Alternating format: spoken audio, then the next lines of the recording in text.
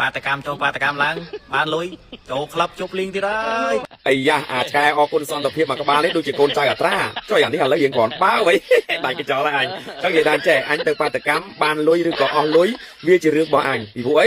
អញអត់បានយកលុយម៉ែឯងមកធ្វើបាតកម្មទេហើយម៉ែឯងក៏អត់ទាន់ឲ្យលុយអញមកធ្វើបាតកម្មដែរណាតែបើម៉ែឯងឲ្យលុយអញមកធ្វើបាតកម្មមានន័យថាម៉ែឯងក៏គាត់យល់ដឹងគាត់ឃើញពីប្រទេសជាតិមួយនឹងកំពុងតែលំបាកដែរវាអត់ដូចឯងណាអាឈាមឆ្កែនេះគឺវាអត់មានគិតគូរអំពីប្រទេសជាតិទេណាវាអត់មានឃើញអ្វីដែលជាទស្សនវិជ្ជាជាក់ស្ដែងទេហើយឃើញតែឆ្អឹងឃើញតែឆ្អឹងតែឥឡូវដូចជាយើងមានសាច់មានឈាមឯកាលមុនដូចអ្នកឆ្នាំអញ្ចឹងអេអត្រាគេប្រព័ន្ធហើយបានធំឆ្អឹងល្អដែរតើឥឡូវមុំស៊ុបហ្នឹងវិញចង់និយាយចឹងអញចង់ចូលក្លឹបអញចង់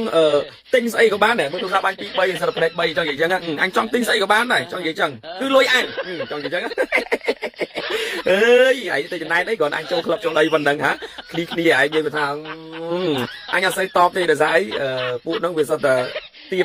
បចឹងហ្នឹងតែឯងយើងគ្រាន់អត្រាគេប្រព័ន្ធឯងទៅយើងគ្រាន់បើឥឡូវតបឯម្ដងទៀតចុះណាចឹងចាហើយចង់វាថាចឹងបាតកម្មអស់លុយមកលុយអញចង់ចូលក្លឹបអញចង់ទិញស្អីអញចង់ធ្វើអីវាជារឿងរបស់អញតែប៉ុណ្ណឹងអត់មានយកលុយម៉ែមកធ្វើបាតកម្មអត់មានសុំលុយម៉ែយកបច្ច័យទេចង់និយាយចឹងអូខេអូខេ 11 points have been